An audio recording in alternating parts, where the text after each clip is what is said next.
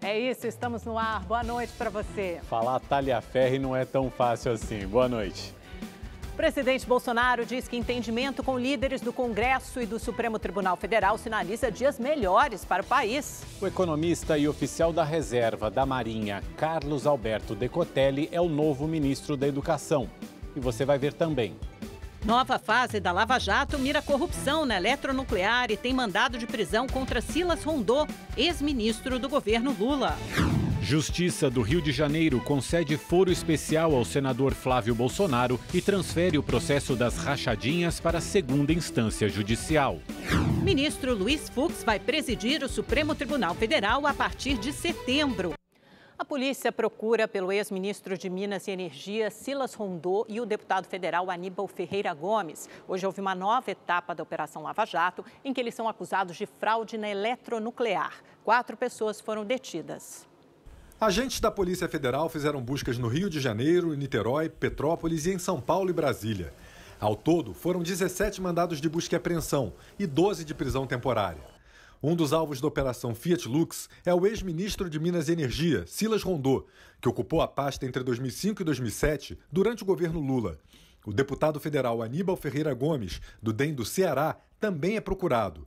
Segundo o Ministério Público Federal, eles participavam de um esquema de pagamento de propinas em pelo menos 6 contratos firmados pela eletronuclear.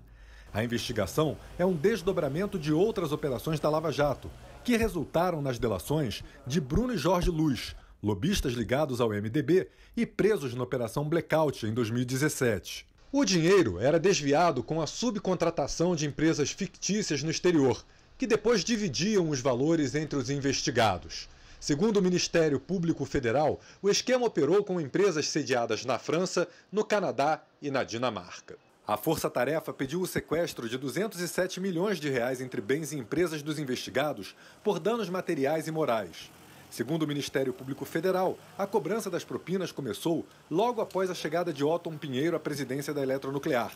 Pelo menos 4 pessoas já foram detidas. Bom, e a polícia não procura mais pelo deputado federal nem pelo ex-ministro Silas Rondô, porque agora há pouco o Tribunal Regional Federal revogou as prisões temporárias das pessoas detidas pela força-tarefa da Lava Jato nessa Operação Fiat Lux. Entre elas, a do ex-ministro Silas Rondô e a do deputado federal Aníbal Ferreira Gomes. Num evento no Palácio do Planalto para celebrar um acordo de cooperação entre o governo e o judiciário, o presidente Jair Bolsonaro afirmou que o entendimento entre os 3 poderes sinaliza dias melhores para o país. O presidente afirmou que o entendimento entre ele e os representantes do Supremo Tribunal Federal, Dias Toffoli, da Câmara dos Deputados, Rodrigo Maia, e do Senado, Davi Alcolumbre, é uma sinalização de maior aproximação entre os 3 poderes. Eu costumo sempre dizer, quando estou com o presidente Toffoli, também com o Alcolumbre e o Maia, que são presidentes da Câmara e do Senado, que nós somos pessoas privilegiadas. O nosso entendimento, sim, num primeiro momento, é o que pode sinalizar que teremos dias melhores para o nosso país. Jair Bolsonaro ainda acrescentou que uma atuação conjunta de deputados, senadores, servidores e os demais ministros do Supremo Tribunal Federal e do Superior Tribunal de Justiça vai transformar o Brasil em um país mais forte, de primeiro mundo. Somente dessa forma, com paz, com tranquilidade e sabendo da nossa responsabilidade, que nós podemos, sim, colocar o Brasil naquele local que todo mundo sabe que um dia ele chegará. E, se Deus quiser, presidente Dias Toffoli, Noronha e Jorge, o nosso governo dará um grande passo nesse sentido. O presidente do STF, Dias Toffoli, falou da importância em celebrar o novo termo de cooperação. Todas essas funcionalidades favorecem o amplo conhecimento e a permanente atualização da comunidade em geral acerca da jurisprudência do Supremo e dos tribunais superiores. Nós temos, assim, uma representação prática da afirmação que venho reverberando. O Estado é um só. O Estado é um só, com poderes harmônicos e independentes entre si. Mais cedo, Bolsonaro participou de outro evento no Ministério da Justiça e Segurança Pública, ao lado do ministro André Mendonça. Os dois inauguraram a galeria de heróis do programa Vigia. O presidente prestou uma homenagem a um jovem soldado do Exército Brasileiro que morreu em maio durante um patrulhamento da Operação Horus no Rio Paraná. O jovem Daniel, na flor da idade, fazendo o que ele queria, se preparando para defender a pátria, para deixar uma história, foi surpreendido por aqueles que pensam e agem de forma oposta ao que nós, cidadãos de bens, agimos. Mais do que honrar aqueles que defendiam a pátria, nós os queremos como exemplo para todos nós.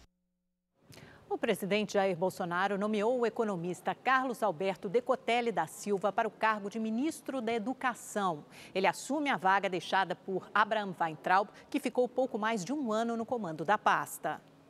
O anúncio foi feito no início da tarde nas redes sociais do presidente Jair Bolsonaro. Carlos Alberto Decotelli da Silva é oficial da Reserva da Marinha, tem formação em Ciências Econômicas, é doutor em Administração Financeira e fez pós-doutorado na Alemanha. Ele já trabalhou no Ministério da Educação no ano passado. Por 7 meses presidiu o FNDE, Fundo Nacional de Desenvolvimento da Educação. Em agosto de 2019, foi transferido para a Secretaria de Modalidades Especializadas de Educação. Decotelli tem vasta carreira acadêmica e participou da elaboração de vários cursos de especialização na área econômica. O novo ministro já se reuniu com o secretário executivo da pasta, Antônio Paulo Vogel, que ocupava interinamente o cargo de ministro. Decotelli é conhecido por ser uma pessoa aberta ao diálogo e traz uma expectativa de pacificação para o Ministério da Educação, que vinha sendo envolvido em várias polêmicas. Uma das decisões que ele terá que tomar em breve é em relação à data do Enem. A prova foi adiada por causa da pandemia do novo coronavírus e uma enquete está sendo feita com os estudantes inscritos para definir a nova data do exame. Decotelli assume a vaga deixada por Abraham Weintraub na última sexta-feira. O ex-ministro pediu demissão após ficar extremamente desgastado pelas críticas feitas ao Congresso e ao Supremo Tribunal Federal, onde passou a ser investigado. Weintraub foi indicado para a diretoria executiva do grupo de países representados pelo Brasil no Banco Mundial. E o ministro Luiz Fux foi eleito presidente do Supremo Tribunal Federal. A gestão dele vai começar em setembro. O ministro Luiz Fux assumirá o comando da corte no dia 10 de setembro. Ele irá substituir Dias Toffoli e ficará à frente do STF até 2022. A eleição de Fux, realizada na sessão de hoje, manteve a tradição de conduzir o vice à presidência da corte. Luiz Fux chegou ao Supremo em 2011, indicado pela ex-presidente Dilma Rousseff. Em breve discurso, prometeu defender a democracia e a harmonia entre os poderes. Eu prometo aos meus colegas que vou lutar intensamente para manter o Supremo Tribunal Federal no mais alto patamar das instituições brasileiras. Vou sempre me empenhar pelos valores morais, pelos valores republicanos, me empenhar pela luta da democracia e respeitar a independência entre os poderes dentro dos limites da Constituição e da lei. Os ministros também elegeram Rosa Weber para o cargo de vice-presidente do Supremo. A eleição para o comando do STF ocorre a cada 2 anos, tradicionalmente no mês de agosto. No entanto, devido à pandemia, este ano a escolha foi antecipada. Luiz Fux tem 67 anos e é formado em Direito pela Universidade do Estado do Rio de Janeiro. Já atuou como promotor de justiça e juiz estadual. Passou 10 anos no Superior Tribunal de Justiça e, em 2018, tomou posse como presidente do Tribunal Superior Eleitoral. O general Luiz Eduardo Ramos, ministro da Secretaria de Governo, comunicou hoje ao alto comando do Exército que vai para a reserva remunerada. Em reunião, Ramos disse que no dia 1º de julho vai assinar o documento que o afasta do serviço ativo. Em nota enviada à imprensa, o ministro diz que integra, abre aspas, uma equipe reunida em torno do objetivo inalienável de mudar a história do Brasil e construir um futuro melhor para as nossas próximas gerações, sempre sob a direção firme e segura de Jair Bolsonaro, nosso presidente. Fecha aspas. Tribunal de Justiça do Rio de Janeiro aceitou o pedido de habeas corpus da defesa do senador Flávio Bolsonaro, do Republicanos. Com isso, o caso das rachadinhas vai para a segunda instância, órgão especial do Tribunal de Justiça. Outra votação determinou que as decisões da primeira instância, como a prisão de Fabrício Queiroz e o mandado de prisão contra a mulher dele, continuam valendo. Mas a defesa do senador já anunciou que vai pedir a anulação também de todas essas decisões da primeira instância. O 5º Batalhão da Polícia Militar em São Paulo foi cercado por oficiais da Corregedoria da Corporação durante parte do dia. Ninguém pôde entrar ou deixar o batalhão. O repórter Guilherme Lopes está no local e conta pra gente ao vivo o que acontece neste momento. Que situação, no mínimo inusitada, né, Guilherme? O que aconteceu? Por que o 5º Batalhão foi cercado? Olá, Amanda, Mauro, boa noite a vocês, boa noite a todos. Uma situação bem inusitada que chamou a atenção aqui na região. Agora, antes, só para eu dar um panorama, a situação é bem mais tranquila aqui na sede do 5º Batalhão da Polícia Militar, que fica na Vila Gustavo, na zona norte da capital paulista. Os agentes da Corregedoria deixaram a sede do batalhão por volta das 3 horas da tarde.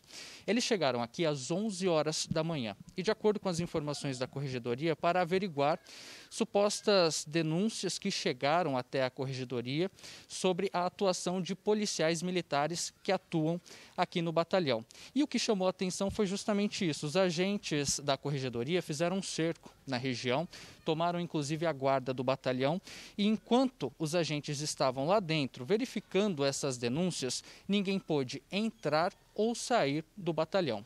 Após eles deixarem o batalhão, um advogado esteve aqui no local, disse representar policiais militares que atuam aqui e disse que essas denúncias que chegaram até a Corregedoria são represálias por parte de traficantes contra o trabalho desenvolvido pela PM na região. Em nota, tanto a Secretaria de Segurança Pública quanto a Polícia Militar confirmaram essa operação desencadeada pela Corregedoria para apurar essas denúncias e verificar a veracidade delas. Da Zona Norte de São Paulo, Guilherme Lopes para o Rede TV News. Obrigado, Guilherme. E um menino de 11 anos morreu ao ser baleado na cabeça no Complexo da Maré, Zona Norte do Rio de Janeiro. De acordo com a Polícia Militar, Cauã Vitor da Silva estava na porta de casa quando foi baleado acidentalmente por outro menor. Cauã foi encaminhado ao Hospital Souza Aguiar, no centro da cidade, mas morreu. A Delegacia de Homicídios, que investiga o caso, afirmou em nota que não foi possível realizar perícia no local por conta da decisão do Supremo Tribunal Federal, que proíbe operações policiais em comunidades durante a pandemia. Moradores de Belo Horizonte levaram um susto nessa manhã depois que um carro foi engolido por uma cratera que se abriu no meio da rua. Esse vídeo mostra quando esse motorista, que tinha acabado de estacionar para deixar a esposa no trabalho, se arriscou para sair do veículo e conseguiu ajudar a mulher que estava no banco do carona. Sai pelo capô, chefe. Cuidado, moço, não fique perto não. O casal conseguiu sair em segurança, mas poucos minutos depois o buraco engoliu o carro. Outros trechos da rua no bairro Santa Teresa também afundaram com o rompimento de uma adutora. Os moradores registraram a enxurrada que tomou conta da via, ainda durante a madrugada de hoje. Já era dia e o grande volume de água que vazava ajudava a espalhar lama pelo local. A Companhia de Água e Esgoto só interrompeu o vazamento no final da manhã. Uma perícia da Defesa Civil descartou o risco para os imóveis vizinhos. Ninguém ficou ferido. E um homem foi detido depois de colocar fogo em um ônibus do transporte público bem perto do Palácio do Planalto, em Brasília. Segundo a Polícia Militar, ele era um manifestante contrário ao governo de Jair Bolsonaro.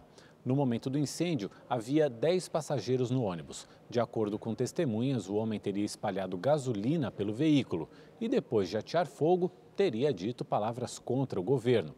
Ele foi preso e levado à delegacia para o registro da ocorrência.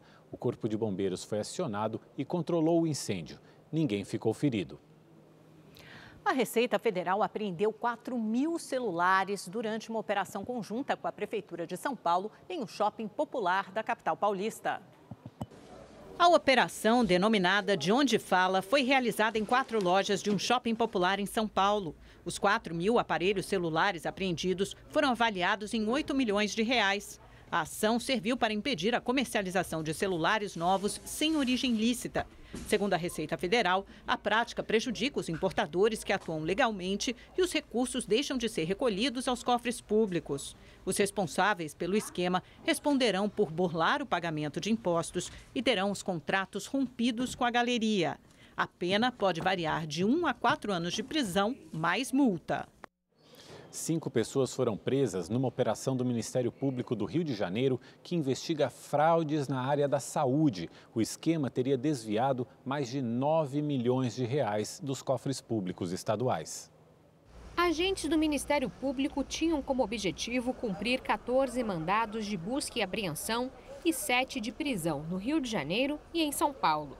A investigação aponta que a Organização Social de Saúde, Instituto dos Lagos Rio, desviou mais de R$9 milhões dos cofres públicos. Segundo o MP, a OS não tinha capacidade para assinar contratos de gestão, mas forjou laudos técnicos. Entre os presos está Juraci Batista de Souza e o filho Fábio Figueiredo Andrade de Souza. Segundo o MP, Juraci ocupou papel central no esquema de desvio de recursos públicos, dirigindo e coordenando as atividades. Os agentes também cumpriram um mandado de prisão contra José Marcos Antunes de Andrade, cunhado de Juraci e diretor-presidente do Instituto Lagos Rio. O ex-dirigente e atual fornecedor da OS, Cildinei Gomes Costa, também foi detido na ação. De acordo com as investigações, a Organização Social Lagos Rio recebeu do governo do estado cerca de R$650 milhões entre os anos de 2012 e 2019. O Ministério Público afirma que o esquema de corrupção envolve serviços superfaturados, concorrência direcionada e empresas de fachada. A OS, alvo da operação de hoje, é uma das mais importantes do estado. Ela administra UPAs e hospitais, como o Alberto Torres em São Gonçalo, na região metropolitana, onde essa semana funcionários protestaram por conta de salários atrasados.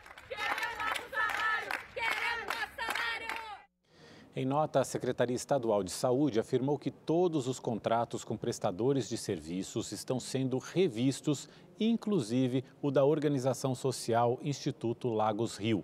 A pasta informou também que faz adequações no processo de fiscalização. As defesas dos citados não foram localizadas. Nós tentamos contato com a Lagos Rio, mas não tivemos resposta. Com a pandemia mais controlada na capital, São Paulo vê agora o coronavírus avançar pelo interior do estado. A situação só é menos preocupante para as autoridades de saúde porque a ocupação dos leitos de UTI está abaixo dos 70%. Segundo a Secretaria de Estado da Saúde, o avanço acelerado fora da cidade de São Paulo está dentro do previsto. Nos últimos 4 dias, a epidemia avançou 28,7%. O governo fala em estabilidade no número de casos na capital, considerando uma queda de 14% na comparação entre as 2 últimas semanas e redução de 7% nas internações no mesmo período. Por outro lado, o interior vem com um crescimento expressivo. Já havia passado a capital no número de casos e agora passou também nos óbitos por Covid-19. Lá em 11 de abril, nós tínhamos 9 vezes mais óbitos. Essa taxa por 1 milhão de habitantes era 9 vezes maior na capital e ela caiu na data de ontem para 2,7. O gráfico também mostra isso. Então, é esperado, os dados apontam para isso, essa desaceleração no número de óbitos e no número de casos confirmados. Obviamente que nós temos que retirar daí o aumento de testagem, né, por exame sorológico. Nós temos aqui alertado o interior do estado, apoiado, aumentando uma capacidade hospitalar em todo o território. São mais de 2.266 respiradores distribuídos nesse momento e também com EPIs anunciados hoje. Você que ainda não assinou o Rede TV Plus, ainda dá tempo e fique ligado para o grande sorteio deste domingo. Vai ser sorteada uma BMW X1 0 km. E fique atento à programação e interaja com a gente. Agora ficou ainda melhor assistir à Rede TV. Você pode participar de maneira interativa dos programas e ainda concorre a um festival de prêmios. Tem smartphones e até carros. Para saber mais e participar é fácil. Todas as informações você encontra no site redetvplus.com.br. Em São Paulo, desde o começo de junho, a Prefeitura já havia autorizado a reabertura dos escritórios como parte do processo de flexibilização da quarentena e retomada da economia. Mas agora vem aquele novo normal, né? Os clientes e os funcionários precisam estar bem atentos a uma série de cuidados para evitar os riscos de contágio pela Covid-19. A autorização para a reabertura dos escritórios e salas comerciais veio cheia de regras. Lavar as mãos é uma delas. Passar álcool em gel virou obrigação, assim como o uso da máscara. Também é preciso manter computadores e telefones sempre limpos. Esta empresa mudou a rotina para se adequar às normas de distanciamento social. Fizemos 2 grupos, cada grupo vem 2 dias da semana, né? Então um grupo vem de terça e quinta e outro grupo vem de quarta e sexta, né? Dependendo dos segmentos que trabalham, as pessoas que precisam trabalhar juntas. E dessa forma a gente conseguiu manter um espaçamento maior entre elas na mesa de trabalho para diminuir, né, a possibilidade de contágio. Micaela chega para trabalhar e já sabe. Primeiro passa álcool nas mãos, depois vai para a recepção cumprir uma nova tarefa: medir a temperatura de quem chega à empresa. Essas medidas fazem parte de um protocolo sanitário da Prefeitura que envolve não só a medição, o monitoramento da temperatura, uso de máscara, álcool em gel, lavar as mãos, etc., mas também o horário de abertura dos escritórios. Aqui nesse prédio, por exemplo, na Avenida Faria Lima, em São Paulo, as salas abriam durante 24 horas por dia. Agora, elas só abrem durante 4 horas por dia. O que nós estamos fazendo é prevenção. Pura prevenção. Não há muito o que fazer no final. Higiene, controle de temperatura, manter um distanciamento social e evitar de tocar nas coisas e pôr a mão no rosto e tudo mais, mas isso eu não posso impedir. Mas as pessoas vão ser, vamos dizer, nós temos hoje em dia esses termômetros infravermelho para a gente poder controlar a temperatura das pessoas, vai ter álcool gel, vai ter que ser obrigatório o uso de máscara. Isso vai ser enquanto, vamos dizer, não se ache uma cura para o problema do Covid-19.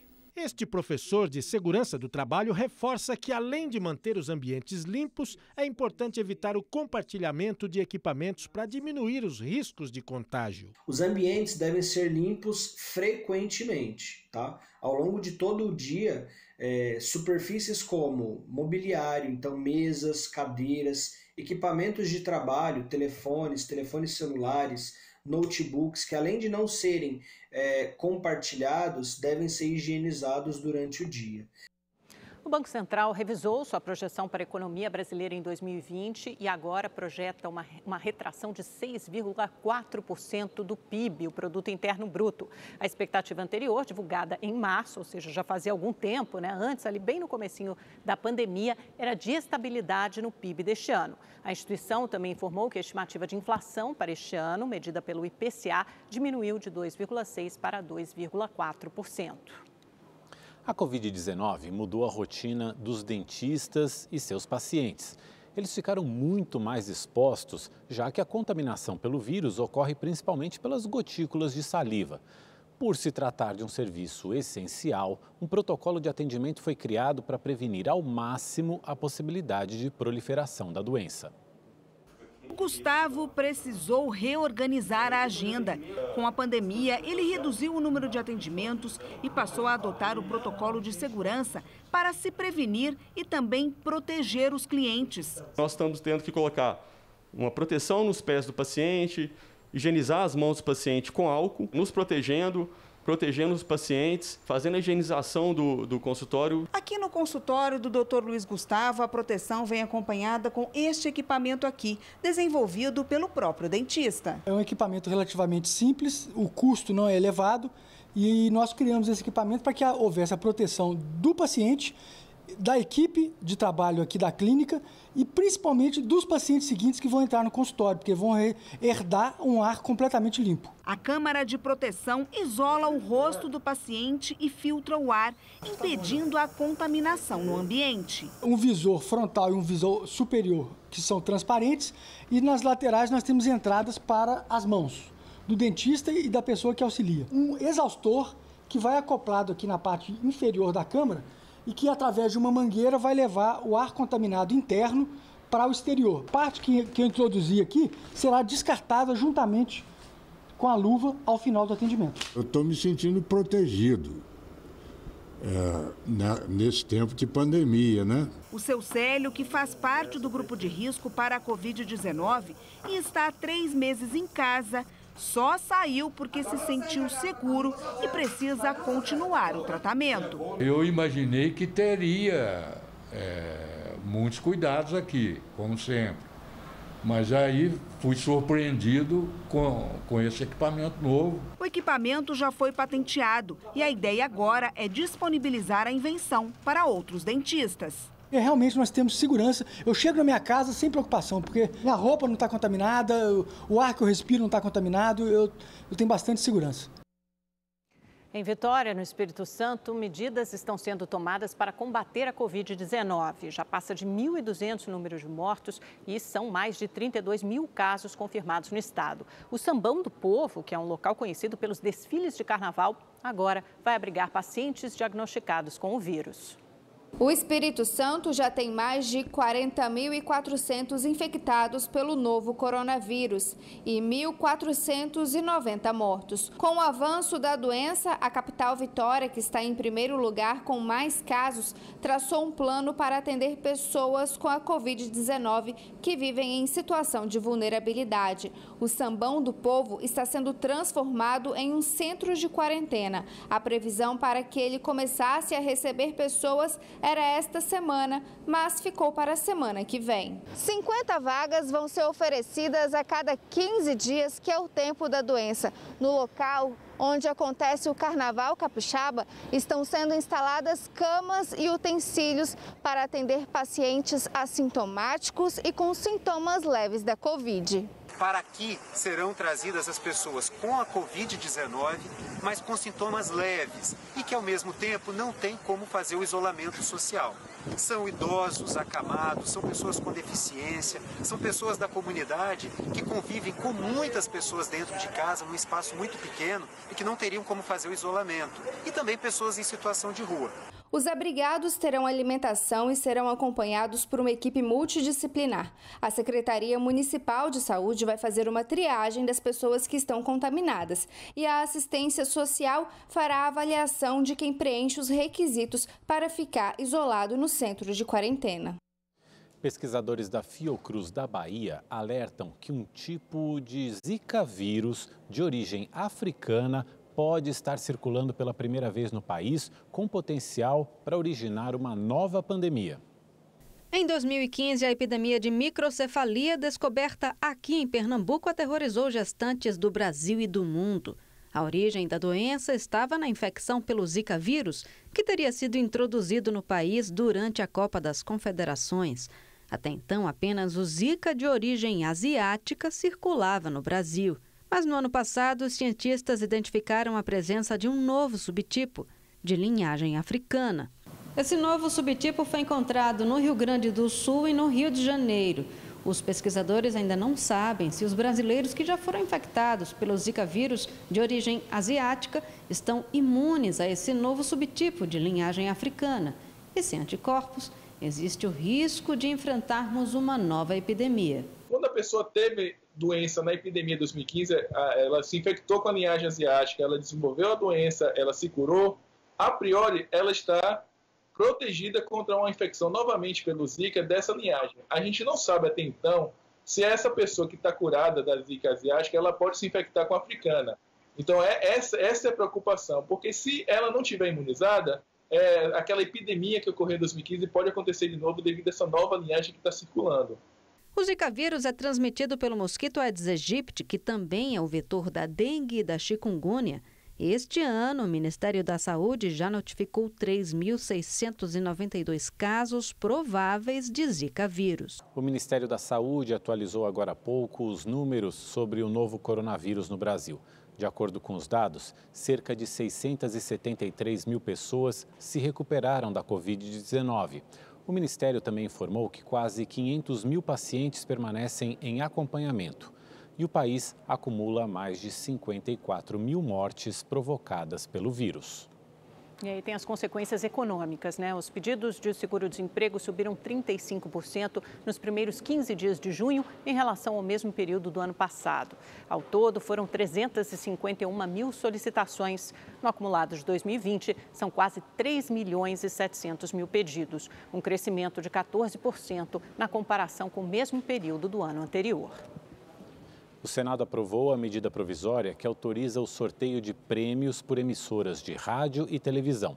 Pelas regras, ficam proibidas operações que configurem jogo de azar ou bingo, além da distribuição ou conversão dos prêmios em dinheiro. Como a MP já havia sido aprovada pela Câmara dos Deputados, o texto agora segue para a sanção do presidente Jair Bolsonaro. E vamos à previsão do tempo para todo o país. Olá, boa noite para todo mundo. A frente fria que trouxe chuva para o Rio Grande do Sul já está se afastando em direção ao oceano, mas ela ainda vai deixar o tempo bastante instável entre Santa Catarina e áreas do Mato Grosso do Sul. A chuva deve ser mais volumosa, intensa e o tempo fica mais fechado e carregado nessa área escura aqui do litoral do Paraná, pegando grande parte do estado de São Paulo. No Rio Grande do Sul, amanhã já não tem mais previsão de chuva, tem previsão de geada e uma onda de ar frio vai derrubar as temperaturas em todo o estado gaúcho. A madrugada vai ser gelada em Porto Alegre, mínima de apenas 7 graus, não passa dos 15. Em Floripa tem previsão de pancadas de chuva mais para o finalzinho da tarde, máxima de 20 graus. Agora em Curitiba o tempo fica fechado, chuvoso, temperaturas entre 10 e 18 graus. Em São Paulo já pode ter chuva nas próximas horas, mas é no sábado que o tempo muda completamente. Sábado vai ser chuvoso, tempo fechado e frio, mínima de 13 graus e não passa dos 18. Ainda pode ter chuva amanhã em áreas do litoral da Bahia, pegando aqui Salvador, pancadas de chuva também no extremo norte do Brasil, mas o que vai predominar mesmo em grande parte do país é o ar seco, principalmente aqui no interior. Além do ar seco, temperaturas elevadas e as máximas ficam acima dos 30 graus em grande parte aqui do centro-norte do Brasil. No Rio de Janeiro, aumento de nuvens, mesmo assim vai estar quente, máxima de 32 graus para os cariocas. E olha, a nuvem de poeira que saiu lá da África, do deserto do Saara, atravessou o Oceano Atlântico, chegou no Caribe, mudando completamente a paisagem caribenha, hoje alcançou Cuba. Esse fenômeno é normal para essa época do ano, mas neste ano essa nuvem está mais densa por conta do aumento aí de partículas. Por isso as autoridades recomendam o uso de máscara, mais um motivo para usar máscara, para evitar aí danos respiratórios. Aqui no Brasil, essa nuvem pode chegar no Amazonas, onde tem um papel fundamental na fertilização do solo, porque ela é rica em nutrientes e minerais. Bem bacana, né? Bom, eu fico por aqui. Uma ótima noite para você. Até amanhã. Tchau, tchau. E outro fenômeno não tão natural assim voltou a surgir. As manchas de óleo que atingiram as praias da região Nordeste, do Espírito Santo e do Rio de Janeiro no ano passado, voltaram a aparecer nas praias de Pernambuco e Alagoas. As substâncias foram analisadas por equipes da Marinha, que confirmaram que os resíduos apresentam características similares ao do material que atingiu a costa brasileira em 2019. Com base numa pesquisa do IBGE de 2018, o Brasil ganhou 3 novas metrópoles: Florianópolis, em Santa Catarina, Vitória, no Espírito Santo e Campinas, no interior de São Paulo. Que é a mais surpreendente, né? A cidade paulista é o primeiro município que não é uma capital a ser classificado como metrópole. Com a inclusão de Vitória, Campinas e Florianópolis, o Brasil agora tem 15 metrópoles, 5 delas na região sudeste. Para definir a classificação, o IBGE considerou a grande quantidade de empresas e instituições públicas, além da atratividade para bens e serviços.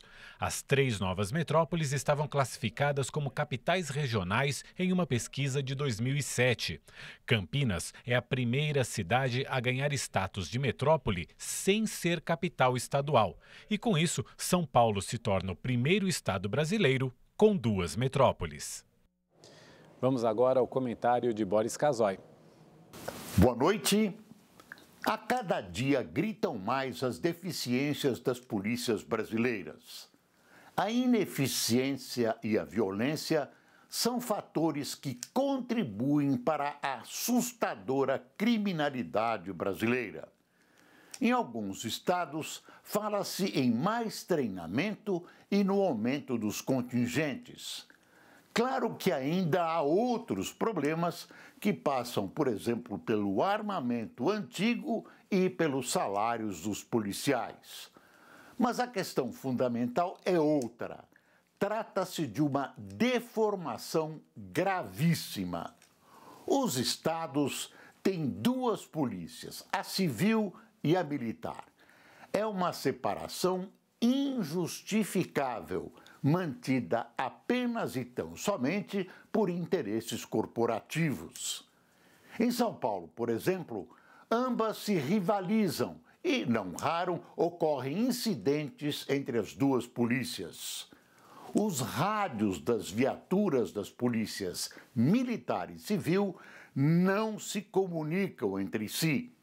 Além disso, há uma duplicação de trabalhos num enorme desperdício de dinheiro. Não vai ser fácil, mas para a segurança da população é preciso unificar as polícias, mesmo contra a vontade das corporações, que pouco ou nada tem a ver com o interesse público. Agora à noite, durante a transmissão semanal que faz pela internet, o presidente Jair Bolsonaro e o ministro da Economia, Paulo Guedes, falaram sobre a prorrogação do auxílio emergencial. O governo quer mais 3 parcelas, com valores de R$ 500, R$ 400 e R$ 300 reais. Tanto que o senhor agora está anunciando, não é isso? Uma extensão desse período. Nós vamos... Não está definido, os números estão definidos ainda, não estão definidos, mas o senhor já vai decidiu prorrogar por mais 2 meses, tá certo? Um auxílio emergencial que vai partir para uma adequação. Isso, não é isso. Então serão, com toda certeza, R$ 1.200 em 3 parcelas. Basicamente deve ser dessa maneira, né? Deve ser, estamos estudando, 500, 400 e 300 reais que vão fazer então em 2 meses. É uma ideia muito boa, presidente, porque estávamos em 600, o auxílio. E à medida que a economia começa a se recuperar e começa a andar novamente, as pessoas então vão devagar se habituando, não é? Era 600, cai para 500, 400, foi sua ideia. O senhor deu uma ideia espetacular. A Prefeitura de São Bernardo do Campo, no ABC Paulista, entregou ao governo do estado de São Paulo um prédio onde será instalada a primeira fábrica de cultura voltada a atividades de inovação e tecnologia. A entrega foi feita pelo prefeito da cidade, Orlando Morando, ao secretário de Cultura e Economia Criativa do estado, Sérgio Sá Leitão. A fábrica de cultura será inaugurada em setembro, no espaço onde seria abrigado o Museu do Trabalho e do Trabalhador. O prédio de 4 pavimentos e mais de 5.000 metros quadrados foi totalmente remodelado. Um investimento de R$ 4.500.000.